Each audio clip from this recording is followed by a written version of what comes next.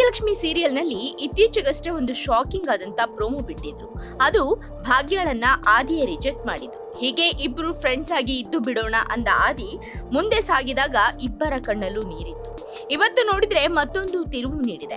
ಭಾಗ್ಯಳ ಬದುಕಲ್ಲಿ ಹೊಸ ಬೆಳಕು ಮೂಡಿತು ಎನ್ನುವಾಗಲೇ ವಿಧಿ ಮತ್ತೆ ಆಟವಾಡ್ತಾ ಇದೆ. ಈಗಷ್ಟೇ ಎಲ್ಲವೂ ಸರಿಯಾಗುತ್ತಿದೆ ಎನ್ನುವ ಭರವಸೆ ಮೂಡಿತು. ಮನೆಯವರೆಲ್ಲರೂ ಸಂತೋಷದಿಂದ ದೇವಸ್ಥಾನಕ್ಕೆ ಬಂದಿದ್ರು. ಆದ್ರೆ ಅಲ್ಲಿ ನಡೆದ ಒಂದು ಘಟನೆ ಎಲ್ಲರನ್ನ ಶಾಕ್ ಆಗುವಂತೆ ಮಾಡಿದೆ.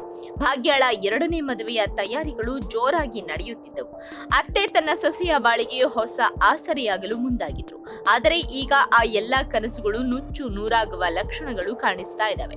ಭಾಗ್ಯಳನ್ನ ಮದುವೆಯಾಗಲು ಒಪ್ಪಿದ್ದ ಆದಿ ಈಗ ದಿಢೀರಾಗಿ ತನ್ನ ನಿರ್ಧಾರ ಬದಲಿಸಿದ್ದಾರೆ. ನಾವು ಯಾಕೆ ಮದುವೆಯಾಗಬೇಕು, ನಾವು ಫ್ರೆಂಡ್ಸ್ ಆಗಿಯೇ ಇರಬಹುದಲ್ವಾ ಎಂದು ಪ್ರಶ್ನೆ ಮಾಡಿದ್ದಾನೆ. ಈ ಮಾತು ಕೇಳಿ ಭಾಗ್ಯ ಸಂಪೂರ್ಣವಾಗಿ ಹತಾಶಳಾಗಿದ್ದಾಳೆ. ಆದಿ ಕೇವಲ ಮದುವೆ ಬೇಡ ಅಂತ ಹೇಳಿ ಸುಮ್ಮನಾಗ್ಲಿಲ್ಲ, ಬದಲಿಗೆ ನೀವು ಮತ್ತೆ ತಾಂಡವರನ್ನೇ ಒಪ್ಪಿಕೊಳ್ಳಿ ಎಂಬ ಉಚಿತ ಸಲಹೆಯನ್ನ ಕೂಡ ನೀಡಿದ್ದಾನೆ. ತನ್ನನ್ನ ಅರ್ಧ ದಾರಿಯಲ್ಲೇ ಕೈಬಿಟ್ಟ ಪತಿಯ ಬಳಿಯೇ ಮತ್ತೆ ಹೋಗು ಎಂದು ಹೇಳಿದ್ದು ಭಾಗ್ಯಳಿಗೆ ಆಘಾತ ತಂದಿದೆ. ಭಾಗ್ಯ ಈಗ ದ್ವಂದ್ವದಲ್ಲಿದ್ದಾಳೆ. ಇತ್ತ ಆದಿ ಬೆನ್ನಿಗೆ ಚೂರಿ ಹಾಕಿದ್ದಾನೆ, ಅತ್ತ ತಾಂಡವ್ ತನ್ನ ಜೀವನವನ್ನೇ ಹಾಳು ಮಾಡಿದ್ದಾನೆ. ಆದಿ ಇದ್ದಕ್ಕಿದ್ದಂತೆ ಮದುವೆ ಬೇಡ ಎಂದು ಹೇಳಲು ತಾಂಡವೇನಾದ್ರೂ ಸಂಚು ರೂಪಿಸಿದ್ದಾನ ಎಂಬ ಅನುಮಾನ ಈಗ ಪ್ರೇಕ್ಷಕರಲ್ಲಿ ಮೂಡಿದೆ. ಭಾಗ್ಯಳನ್ನ ಒಬ್ಬಂಟಿ ಮಾಡಿ ಮತ್ತೆ ತನ್ನ ಅಡಿಯಲ್ಲೇ ಇರುವಂತೆ ಮಾಡಲು ತಾಂಡವ್ ಈ ರೀತಿ ಆದಿ ಮೇಲೆ ಒತ್ತಡ ಹಾಕಿರಬಹುದು.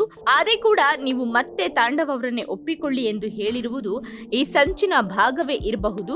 ಭಾಗ್ಯ ಈ ಸಂಕಟದಿಂದ ಹೇಗೆ ಹೊರಬರ್ತಾಳೆ ಮತ್ತು ತನ್ನ ಸ್ವಾಭಿಮಾನವನ್ನ ಹೇಗೆ ಉಳಿಸಿಕೊಳ್ತಾಳೆ ಎಂಬುದು ಮುಂದಿನ ಸಂಚಿಕೆಗಳಲ್ಲಿ ರಿವೀಲ್ ಆಗಲಿದೆ. ತನ್ನ ಸೊಸೆಗೆ ಹೊಸ ಬಾಳು ಕಟ್ಟಿಕೊಡಲು ಅತ್ತೆ ಬಹಳಷ್ಟು ಶ್ರಮ ವಹಿಸಿದ್ರು. ಈಗ ಆದಿ ಮಾತು ಬದಲಿಸಿರುವುದು ಅವರಿಗೂ ದೊಡ್ಡ ಹೊಡೆತ ನೀಡಿದೆ. ಭಾಗ್ಯಾಳಿಗೆ ನ್ಯಾಯ ಕೊಡಿಸಲು ಅವರು ಈಗ ಯಾವ ದಾರಿ ತುಳಿಯುತ್ತಾರೆ ಎಂಬುದು $1 ಮಿಲಿಯನ್ ಪ್ರಶ್ನೆಯಾಗಿದೆ. ಈ ಪ್ರೋಮೋ ನೋಡಿದ ಪ್ರೇಕ್ಷಕರು ಸೋಷಿಯಲ್ ಮೀಡಿಯಾದಲ್ಲಿ ತಮ್ಮ ಆಕ್ರೋಶ ಹೊರ ಹಾಕ್ತಾ ಇದ್ದಾರೆ. ಭಾಗ್ಯಾಳಿಗೆ ಈಗಾಗಬಾರದಿತ್ತು ಎಂದು ಅನೇಕರು ಕಮೆಂಟ್ ಮಾಡ್ತಾ ಇದ್ದಾರೆ. ಆದಿ ಕೂಡ ತಾಂಡವ್ನಂತೆಯೇ ಮೋಸಗಾರನಾಗಿ ಬದಲಾದನೆ ಎಂಬ ಚರ್ಚೆ ಶುರುವಾಗಿದೆ. ಇಂದಿನ ಪ್ರೋಮೋದಲ್ಲಿ ಭಾಗ್ಯಳ ಮಾವ ಬೇರೆ ತಾಂಡವ್ ಜೊತೆಗೆ ಮರುಮದುವೆ ಆಗುವಂತೆ ಪ್ರಮಾಣ ಕೇಳ್ತಾ ಇದ್ದಾರೆ. ಇದೆಲ್ಲ ಭಾಗ್ಯಳ ಅಭಿಮಾನಿಗಳಿಗೆ ನೋವನ್ನೇ ಕೊಟ್ಟಿದೆ. ಭಾಗ್ಯ ಅನುಭವಿಸಿದ ಕಷ್ಟ ಒಂದೆರಡಲ್ಲ.